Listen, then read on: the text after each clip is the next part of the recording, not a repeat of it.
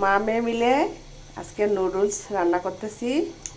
দিয়ে দিলাম গাজর, তারপরে দিয়ে দিলাম হচ্ছে রঙিন বাঁধাকপি, খুব সুন্দর হবে কালারটা। দিয়ে দিলাম ক্যাপসিকাম, ক্যাপসিকাম কেমন? তারপরে দিয়ে দিলাম হচ্ছে মটরশুঁটি, তারপরে হচ্ছে দিয়ে দিলাম টমেটো। তারপরে এগুলো সিদ্ধ হলে দিয়ে দিব নুডলস আর হচ্ছে চিকেন।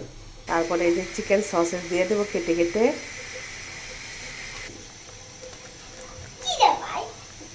একটু সয়া সস দিলাম স্বাদের জন্য।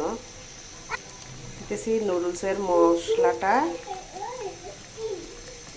সবশেষে দিয়ে দিচ্ছি নুডলসগুলা। এখন সিদ্ধ হলেই নামিয়ে ফেলবো, আমি কোনো রকম তেল ইউজ করবো না। তো ধন্যবাদ সবাইকে সাথে থাকার জন্য। আল্লাহ হাফেজ।